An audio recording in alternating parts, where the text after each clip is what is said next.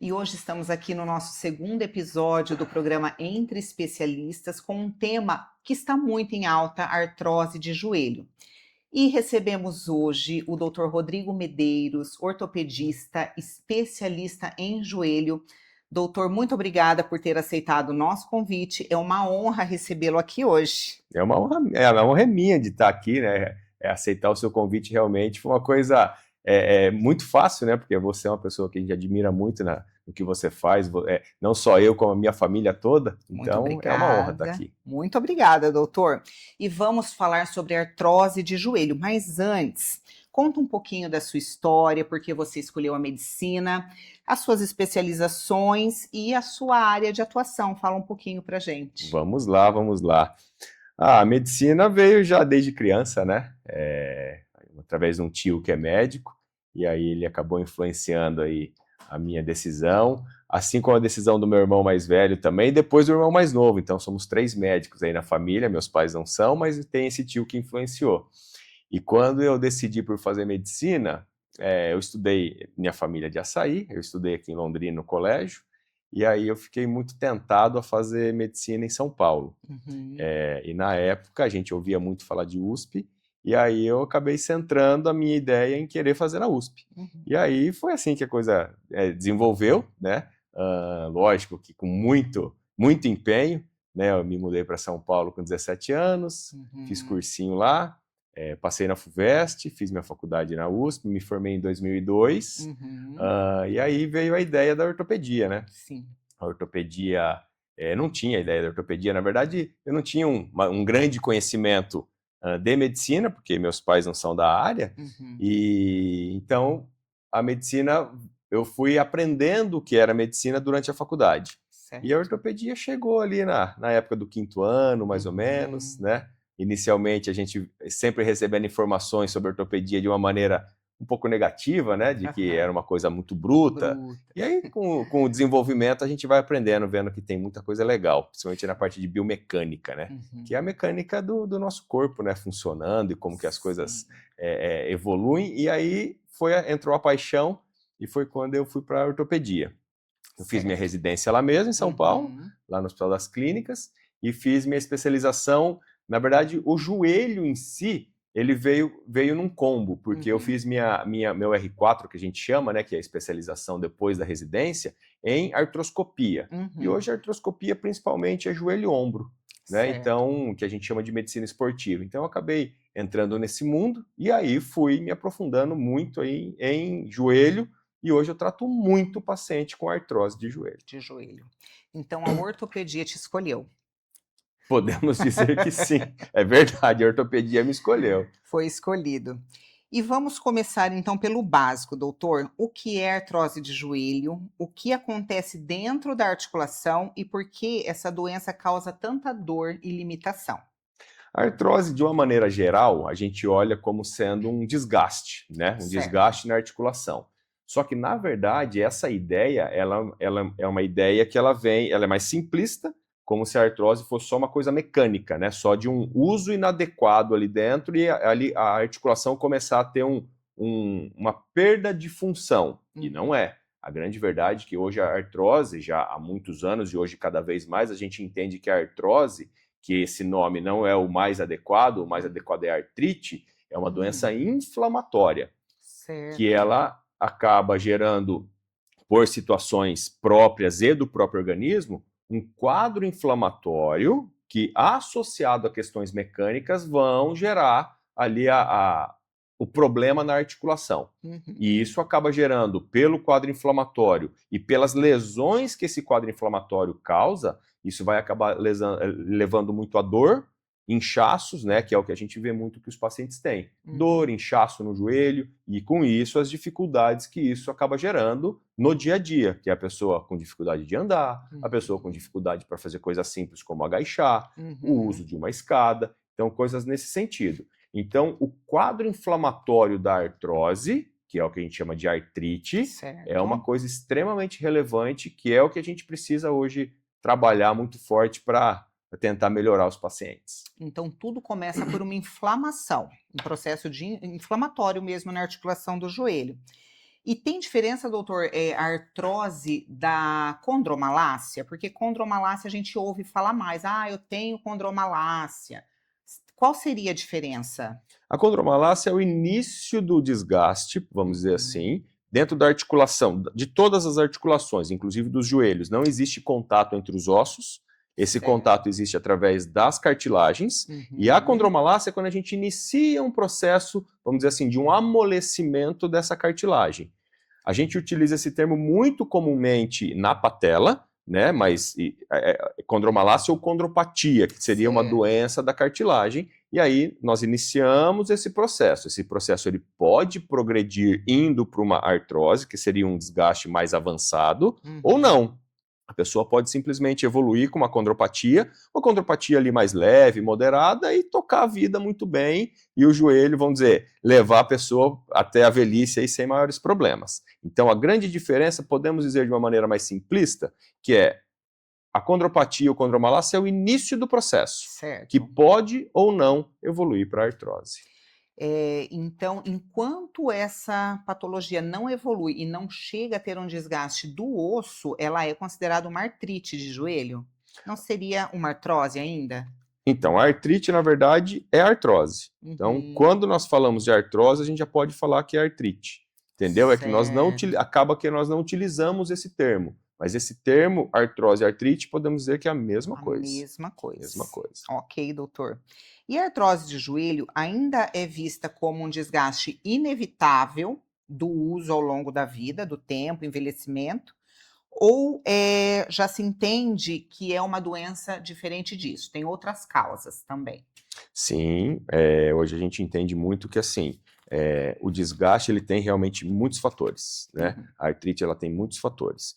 Lógico que a gente tem muitas vezes uma artrite decorrente de um trauma, né? Um trauma forte, uma torção forte no futebol, uma pancada forte, que ele Uhum. a partir dali ele evolui para um quadro de desgaste. Mas na maioria das vezes não é assim. Na maioria das vezes é uma pessoa que realmente tem uma predisposição, muitas vezes genética, e aí ela começa a evoluir. E Certo. lógico que a gente tem vários outros fatores de risco, como por exemplo, obesidade, como por exemplo, atividades em excesso de maneira negativa, Certo. e ao mesmo tempo, sem um cuidado que a pessoa tem ali do ponto de vista, por exemplo, muscular, que pode realmente fazer com que essa articulação evolua para artrite ou artrose, no caso. Certo. Então não é uma doença que acomete somente pessoas idosas. Pessoas mais jovens também apresentam esse quadro de inflamação e essa condromalácia.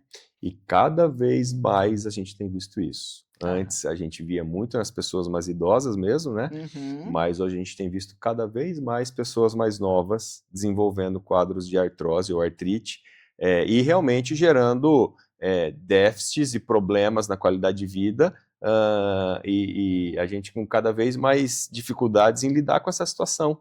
Né? Temos muitas ferramentas para lidar com isso, mas realmente aumentou demais e agora não é uma coisa exclusiva dos idosos, não. Ok.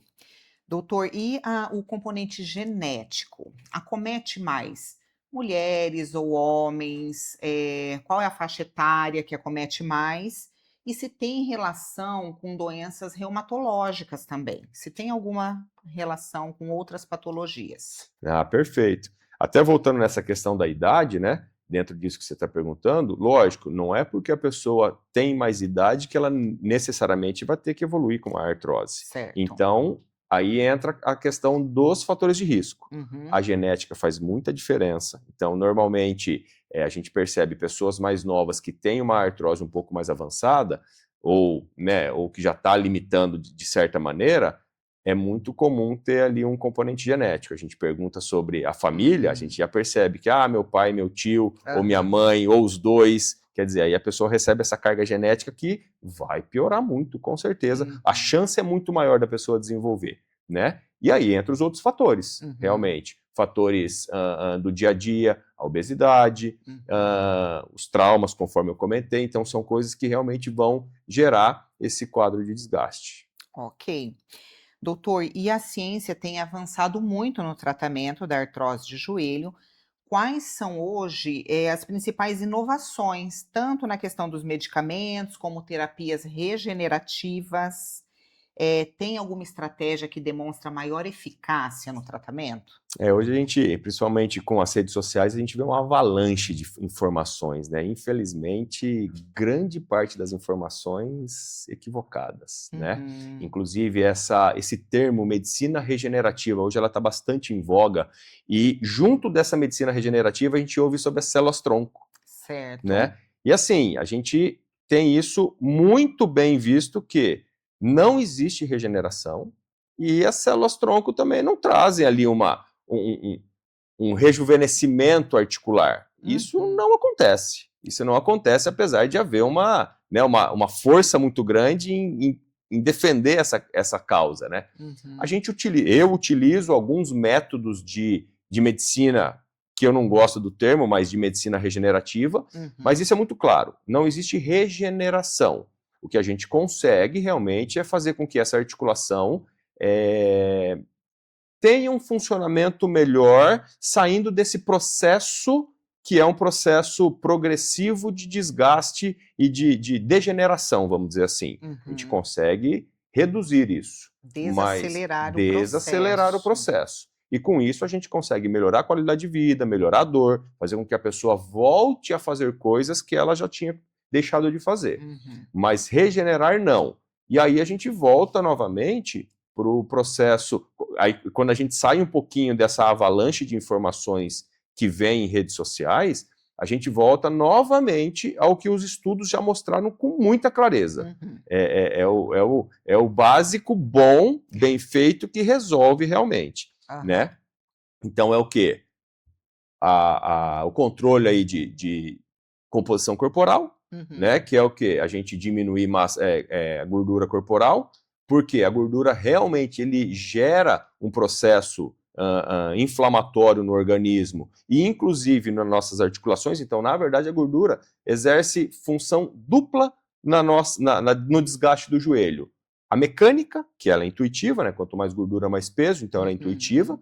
e o processo inflamatório da gordura propriamente dita, que vai gerar desgastes, vamos dizer assim, nas articulações todas. E no Todas. joelho, quando já tem um processo de desgaste, esse processo se torna muito mais acelerado. Ok. Então, essa alteração na composição corporal ela é fundamental. E por que alteração na composição corporal? Não adianta só fechar a boca para perder gordura, porque daí a gente perde músculo, que é um dos protetores. A gente precisa de uma estratégia para a gente ganhar musculatura Uhum. e assim a gente proteger. Proteger a articulação. Isso. E lógico que essa musculatura tem que ser musculaturas chaves, né? Porque não adianta a gente ir em qualquer musculatura pensando no joelho. A gente Uhum. realmente precisa ir nas musculaturas chaves para a gente conseguir estabilizar essa articulação e a Uhum. gente melhorar. E por que hoje, na minha opinião, a gente tem disparado muito esse processo de artrose, e cada vez mais jovem? Muito ligado à nossa alimentação, Uhum. né? Porque os nossos alimentos deixaram de ser naturais. Eles estão Certo. cada vez mais artificiais, cada vez mais Industrializados. industrializados, né? Pão, né? Chamado pão, ou pelo menos está na prateleira do pão, que dura 3, 4 meses de Sim. validade. Como é que pode isso? Quer dizer, é uma química muito forte. Altera todo o metabolismo e para quem já tem essa propensão, acaba refletindo ali no joelho. Escolhe a Exatamente. articulação do joelho, essa inflamação. Exatamente. A pessoa vai sofrer mais ali, que é onde ela já tem o problema. Então, a alimentação faz muita diferença. Doutor, e quando a pessoa está nesse processo de desgaste degenerativo, a gente ouve muito falar sobre as classificações ali da cartilagem, da condromalácia, e até onde pode chegar essa lesão? Ela chega realmente no osso? Acaba ficando um contato de osso com osso? Acaba, lesionando o menisco? Ou isso já é uma outra coisa, assim, uma outra patologia do joelho? Quando a gente evolui com o processo da condromalácia ou condropatia, a gente considera sendo uma condropatia até enquanto a gente tem a presença ali da cartilagem. A partir do momento Certo. que a gente começa a ter uma mudança da conformação articular, e principalmente a gente já inicia ali um processo de perda ali da articulação devido à questão da cartilagem, a Uhum. gente já vai para a doença artrite. E aí nós vamos para a classificação da doença artrite. Que Uhum. aí é realmente o osso com osso começando a gerar deformidades, e Uhum. aí isso evoluindo até para uma deformidade mais grosseira da articulação, que Certo. já é a articulação perdendo, vamos dizer, por completo ali as relações e gerando, Uhum. claro, muito mais sintoma e incapacidade para o paciente. Doutor, e a tua avaliação clínica quando o paciente chega até você lá no consultório?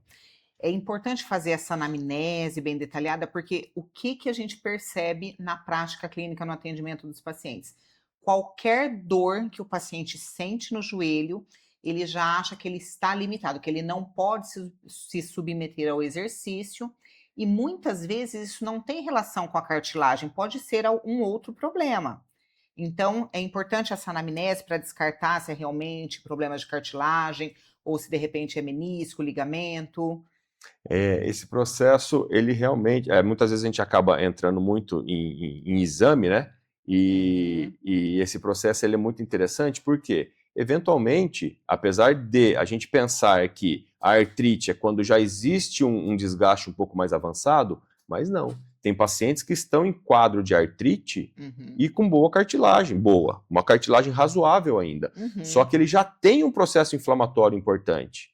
Que uhum. é por quê? Porque o metabolismo dele está nesse processo de desgaste. Ele só ainda não foi ainda para um desgaste tão grande quando a gente vê a imagem, né? E Certo. aí existe uma confusão muito grande, e se a gente está nesse processo de artrite, a gente tem que atuar, né? E aí a atuação é muito comum, a gente vê os pacientes, né, parando, né? Fazendo nada, parando, fazendo repouso, Repouso. evitando ao máximo o movimento para que ele melhore dos sintomas. E, na verdade, a gente precisa do contrário. A Uhum. gente precisa melhorar o metabolismo dessa pessoa e melhorar a função articular. E é Certo. através do exercício, né? Eu costumo entender que, assim, mais um fator que nos fez ter uma chuva de uma avalanche de artrose é justamente pela nossa rotina, porque hoje a nossa rotina ela é muito ligada com sedentarismo, Sedentarismo. né? Então faz com que a gente tenha cada vez mais comodidade, Uhum. movimente cada vez menos, tenha uma alimentação cada vez menos adequada do ponto de Uhum. vista, né, de ser saudável, e isso vai gerando problemas, né?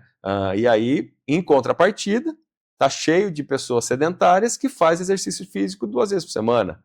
É Uhum. ruim, é bom? Não, bom é. Só que, eventualmente, essas pessoas que tentam compensar, isso é extremamente comum, né? Uhum. Tentam e muitas vezes compensam esse sedentarismo com atividade física, às vezes ainda fazem uma sobrecarga muito grande, né? Podendo até piorar o O quadro, quadro. né? Então, assim, saber esse equilíbrio é muito importante. Porque, na verdade, a gente está num desequilíbrio mesmo, né? É verdade. Então nós podemos dizer que esse seria o maior mito dentro da ortopedia, na artrose do joelho, que o repouso trata. Seria o maior mito? Ah, podemos dizer que é um grande mito, viu? São muitos. São Hoje, com rede muitos. social, os mitos aumentaram demais, né? Hoje Uhum. realmente dá para entrar numa boa competição aí dos maiores. Mas isso, com certeza, é um mito gigante, né? A gente vê isso e a gente vê o paciente piorando de maneira absurda, né?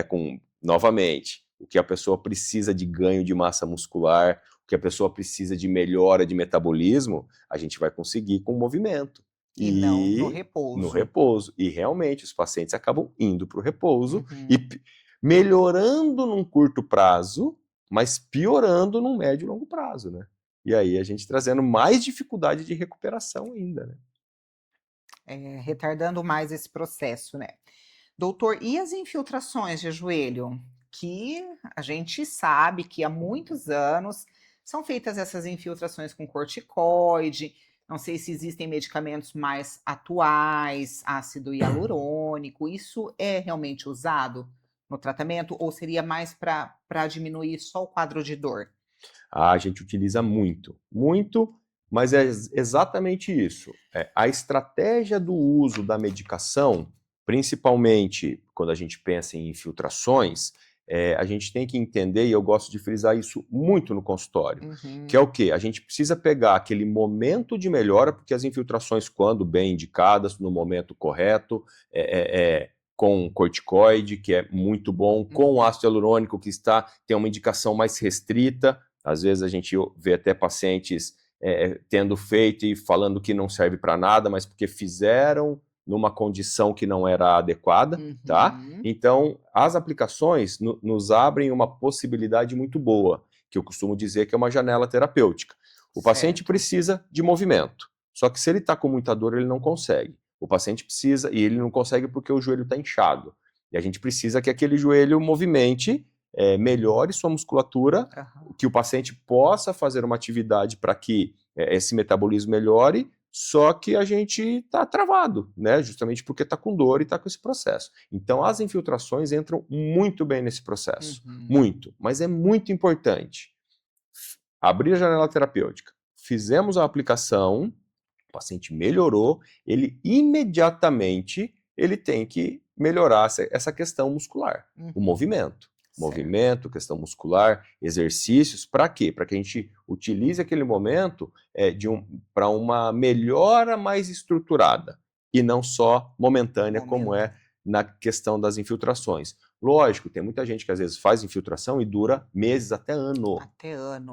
Mas aí nós já estamos pensando provavelmente num quadro que não é tão avançado.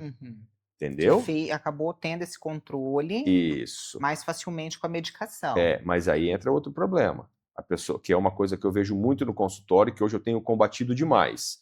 São ciclos de melhora e piora. Que no início, esse ciclo de melhora, ele é mais longo, mais duradouro.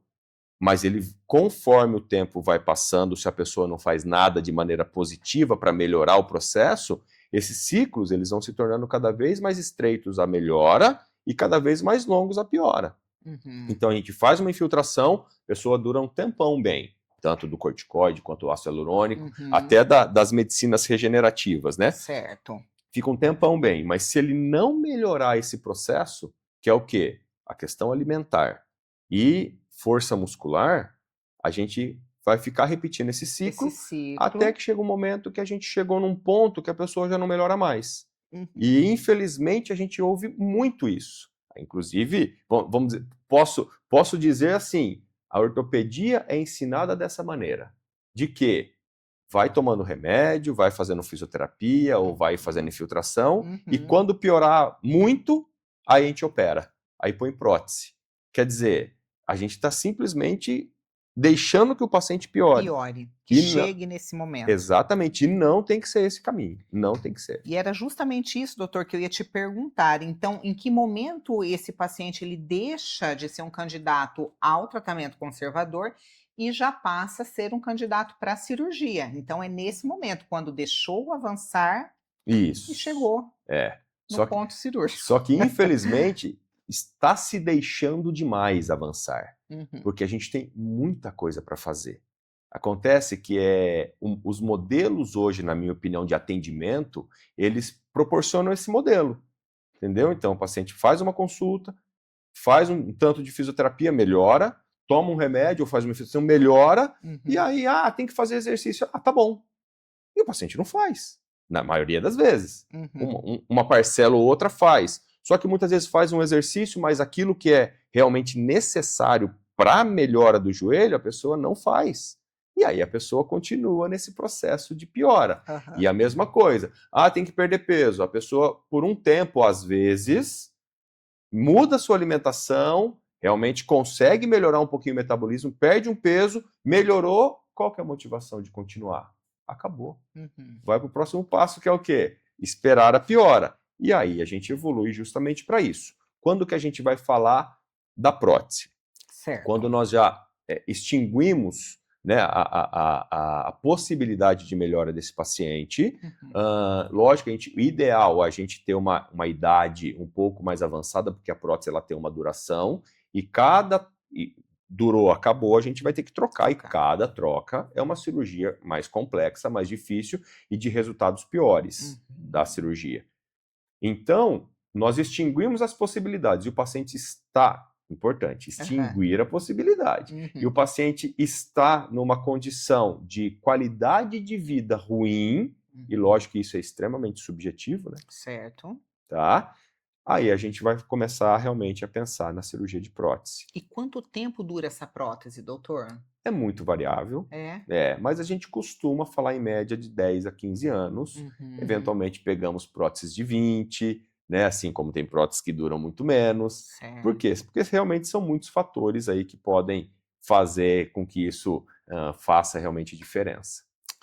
Doutor, e quais são as cirurgias mais modernas? Assim, fala um pouquinho sobre a técnica cirúrgica, no joelho e quais situações indicam a osteotomia, a prótese parcial e também a prótese total.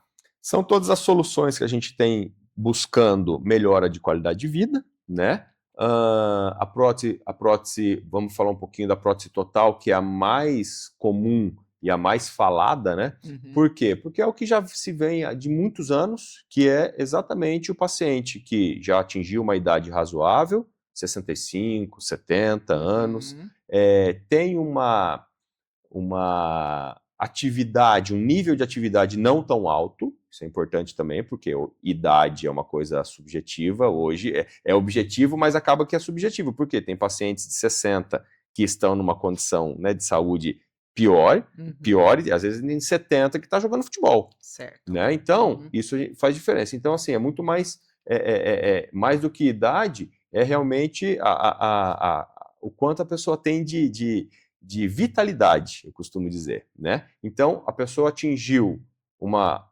vitalidade que ele já não está uma intensidade tão alta e caiu muito a qualidade de vida, nós vamos falar da prótese total, tá? A certo. prótese e qual que é o objetivo? É nós fazermos uma substituição de três partes, é do joelho todo, mas são Uhum, de três partes principais desse joelho. É a parte entre o fêmur e a tíbia medial, a parte entre o fêmur e a tíbia lateral e a parte entre patela e fêmur, que é a parte da uhum, frente. Então, certo. são três compartimentos. Nós fazemos a troca dos três, eventualmente dois, que são os femorotibiais, e às vezes a femoropatelar, se está boa, a gente acaba não precisando mexer. E a prótese parcial? A prótese parcial é quando tem só um desses Com- compartimentos Uhum, ruins. E o paciente não pode ter evoluído com uma perda muito grande da conformação do joelho, porque certo. senão Tem já que não ter resolve. preservado Tem que ter ali preservado, a principalmente a parte estrutura. ligamentar, Hum, tá? Então, os ligamentos têm que estar funcionando bem, ok. porque se a gente faz uma substituição através de uma prótese parcial, que a gente troca só um compartimento, mas nós já temos uma perda de estabilidade do ponto de vista ligamentar, ele vai evoluir mal. Então não adianta. Então é melhor a gente ir para a prótese total. Total. Então a prótese parcial é quando nós temos um compartimento ruim com o joelho ainda mais ou menos, Certo. tá? É uma cirurgia, hoje nós temos feito bastante, eu faço até que razoável, vamos dizer Uhum, assim, cada duas próteses totais eu faço uma parcial, porque tem uhum. uma quantidade de paciente até razoável e com Aham. resultados muito bons. E a osteotomia? A osteotomia é o seguinte: Hum, os pacientes muito jovens, 40, 50, que têm uma deformidade óssea muito grande e que está evoluindo para uma pior, eu costumo comparar assim: imagina o pneu do carro o pneu que está desalinhado. Ele certo. começa a comer o pneu de lado. E aí ele Uhum. começa a comer muito rápido o pneu. E aí a gente olha aquele pneu, um lado está ali quase no arame e o outro está novinho. E é assim que acontece muitas vezes no joelho. O Uhum. paciente tem ou aquele joelho varo, né? Que é para fora, ou o joelho valgo, que é para Uau. dentro, e isso faz com que haja uma sobrecarga em um dos compartimentos, de fora ou de dentro, entre o fêmur e a tíbia. E esse, conforme vai desgastando, ele vai entortando mais e vai evoluindo cada vez mais para o desgaste e cada vez mais dor. E o outro compartimento, às vezes, está Tá novinho, vamos dizer assim, preservado ainda. preservado. Uhum. Então, o que a gente faz? Uma osteotomia, na qual aquele joelho que está torto, vamos dizer, o direito que está pior, a gente realinha ele e põe ele no prumo, No prumo. continua com aquela parte desgastada, só que agora Uhum. nós vamos usar a parte que está boa. Isso faz Certo. com que o paciente tenha uma melhora muito grande do sintoma, então é um paciente mais jovem, que está com desgaste, que já está evoluindo para um quadro muito ruim, então a gente vai tirar esse quadro tão ruim de dor, fazendo com que aquela articulação sobreviva por muitos anos. Às vezes, fazendo com que o paciente até não precise mais de prótese, tá? Ou não, ou pelo menos levando esse paciente de 40, 45 anos, 50 anos, para uma idade mais adequada para fazer a prótese. E aí nós vamos falar de prótese no futuro. Tratou a biomecânica, né? Melhorou a biomecânica ali do paciente. Perfeito. E os materiais utilizados, doutor, nessa prótese? O que há assim de mais moderno? Que material é usado ali? É uma liga metálica, tá? Uhum. Hoje a gente tem uma liga de cromo cobalto, titânio, então assim, é uma liga metálica que ela costuma ter realmente uma durabilidade muito grande, né? E hoje, lógico, a gente está em constante busca de evolução, e é uma busca, porque às vezes né? Os cientistas inventam alguma situação que também não resolve, não dá certo. Então a gente está em constante busca. E hoje eu vejo que, assim, na prótese, do ponto de vista de materiais ou de conformação de prótese, o que a gente tem cada vez mais evoluído é na personalização, né? Porque as próteses, vamos dizer assim, cada joelho tem um tamanho, né? E para fabricar muitos tamanhos tem um custo muito alto. Então são fabricados alguns tamanhos, padrões. de modo que se a pessoa tem um joelho que é intermediário entre aquele tamanho, vamos dizer assim, 4 e 5, se ele colocar, né, o 4 fica pequeno, se colocar o 5 fica um pouquinho grande. Resumindo, então, essa personalização tem sido cada vez maior, e isso faz com que haja realmente uma melhora aí no pós-operatório. Do ponto de vista de materiais, novamente, não tem tido mais muita mudança, porque a gente tem tido bons resultados, né, com os materiais, com relação à durabilidade, tá? Mas o que está se trabalhando muito é essa personalização. Isso a gente tem com bastante ênfase, a gente tem visto. E quais são os exames, doutor, que o paciente precisa fazer para constatar realmente que ele é um candidato à prótese?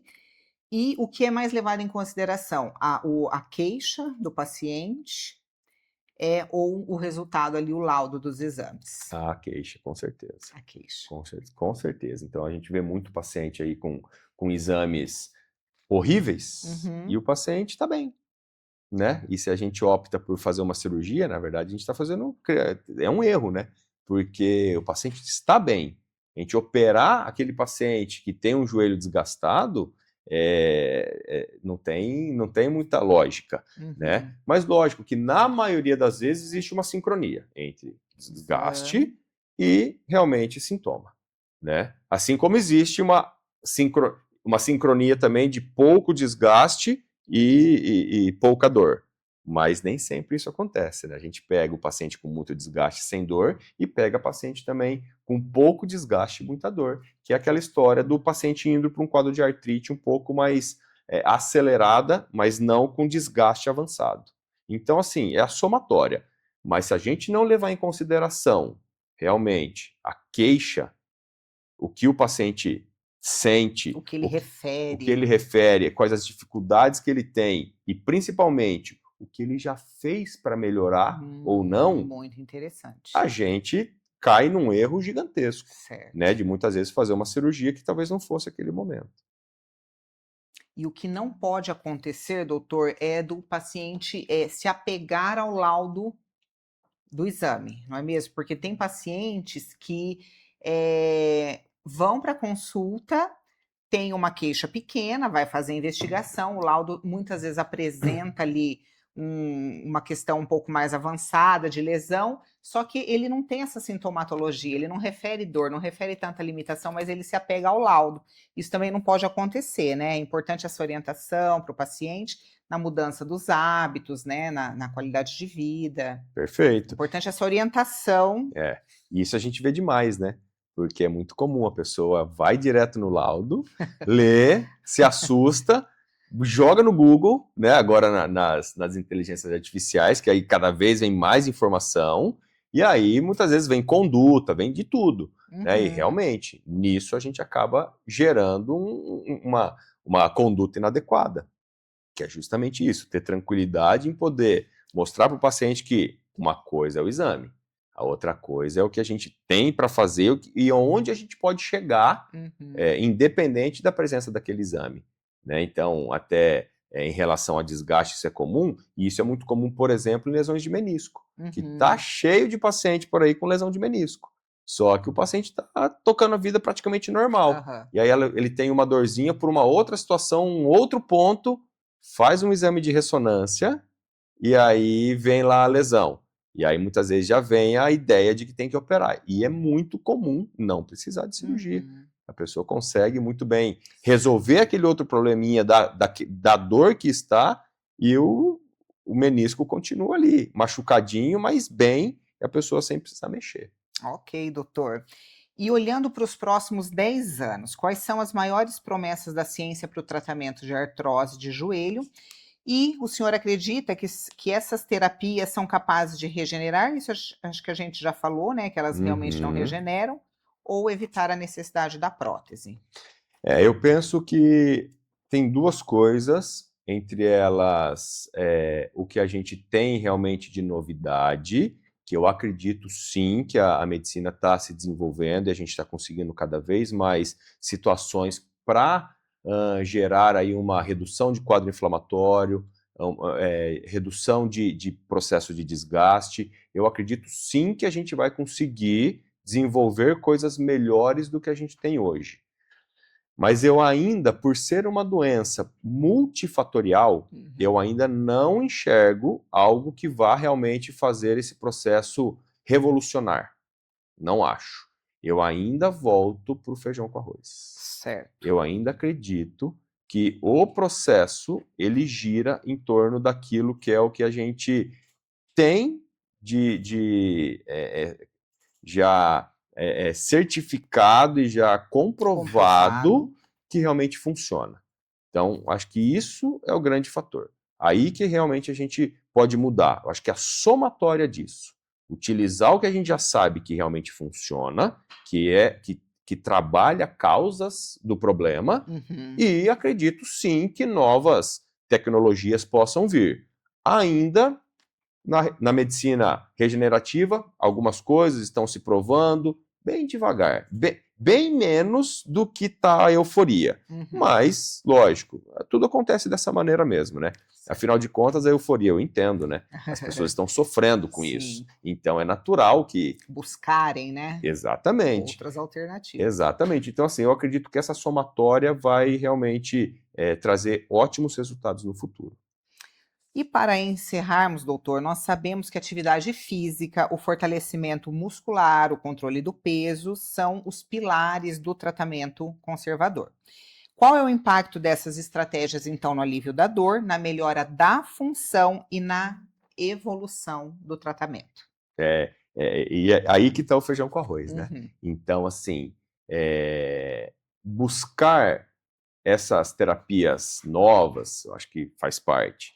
Mas o que a gente vê é que, por parte profissional e por parte dos pacientes, a gente acaba sempre buscando aquela pílula mágica, aquele remédio mágico que vai aplicar, que vai tomar e vai mudar tudo. E não vai. Então, o fortalecimento muscular é algo fundamental. É a base. É a base, né? E hoje, cada vez mais, aí, nesses meus, podemos dizer, 20 anos aí de trajetória, eu vejo que o paciente que realmente consegue se manter nesse processo, que eu sei que não é fácil, ele tem resultados. Tem resultados. Melhora de musculatura, vai estabilizar a articulação e vai melhorar sintoma. Novamente, nada regenera ainda, né? Exceto lesões pontuais de cartilagem, mas do quadro de artrite, de artrose, não tem nada que regenera. Então, o fortalecimento muscular ele se torna importantíssimo. E se nós não trabalharmos em cima disso, a gente não tem resultados. E, ao mesmo tempo, a questão alimentar, né? Que é justamente o que eu comentei. A gente vê o paciente iniciando um processo, mas não dando continuidade. Se nós não dermos estrutura para esse paciente, infelizmente, falo de novo, a medicina, a ortopedia, ela não é ensinada para esse processo. Posso dizer do meu processo, estive junto à residência e a gente vê isso. A gente não trabalha tratamento real de artrose de joelho. E se a gente não estruturar esses tratamentos, a gente vai continuar apagando fogueira. Aí é o quê? É aquele paciente, né, que tem dor, ele toma um remédio, ele faz uma infiltração e melhora. E aí ele passa a seguir mais um ciclo Até que vem novo, vai em outro médico, porque aquele primeiro não resolveu. E aí ele vai em outro médico, o outro médico passa outra infiltração, ele melhora e cada vez ele apaga uma fogueira.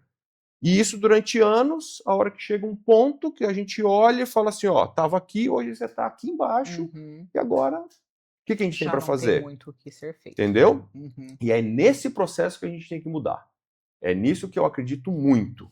A gente realmente fazer atividades mais estruturadas para que a gente direcionadas, porque a gente precisa atuar nos grupos musculares-chave, né? E fazer com que esse paciente tenha continuidade e trabalhar na questão alimentar de uma maneira mais forte e também de maneira contínua. Por quê? Porque senão a gente continua apagando fogueira e essas fogueiras vão voltar e voltam cada vez piores. E não que o paciente vá deixar de operar, só que é muito comum a gente ver o paciente que já vai para a cirurgia num quadro péssimo de metabolismo, musculatura e a pessoa a recuperação se torna muito ruim. Ah, isso é importante, doutor. Tem que ter um preparo, ele já tem que ir preparado, inclusive, né? Para a Exatamente. cirurgia, senão a recuperação fica muito mais difícil. Exatamente. E se a pessoa vem se preparando, vamos dizer assim, nesse processo durante anos, quando ele chega para operar, ele tem um resultado maravilhoso. Isso a gente vê é nítido o resultado rápido que o paciente tem. Então, eu penso que o grande segredo está aí. A gente estruturar maneiras de dar um suporte de tratamento para esses pacientes, do ponto de vista de exercício, do ponto de vista alimentar, a gente entendendo quais grupos musculares realmente que estão mais deficitários, a gente conseguir dar essa entrega para o paciente e, ao mesmo tempo, esse paciente ele precisa ter um contato muito forte com a clínica, porque ele está nesse processo de melhora, ele tem uma crise, ele tem uma piora, ele tem uma dúvida, ele tem uma situação. E aí ele liga para marcar uma consulta, essa consulta é para daí tantas semanas. Aí ele vai procurar outro, quer dizer, aí cai na mesma situação. Então, o contato forte com a clínica eu vejo que é muito importante. E a clínica precisa estimular esse paciente para que a coisa aconteça de maneira mais adequada. Um acompanhamento, de perto, não é mesmo, doutor? Perfeito. Então, para a gente concluir, podemos dizer que é importante a conscientização desse paciente, né? Desses recursos que ele vai utilizar para manutenção desse joelho e que ele deve procurar sempre um ortopedista para receber toda essa orientação e todo esse cuidado. Com certeza. Muito obrigada, Eu que doutor. agradeço. E nós encerramos aqui o nosso segundo episódio do programa Entre Especialistas, com a participação do nosso querido doutor Rodrigo Medeiros, ortopedista. Muito obrigada mais uma vez, doutor. E eu agradeço a todos vocês que estiveram conosco agora, aqui até o final do nosso programa. Mande o link desse programa para pessoas que vocês sabem que precisam ouvir essa entrevista, porque com certeza você conhece alguém que tem artrose de joelho. Muito obrigada e até o próximo programa.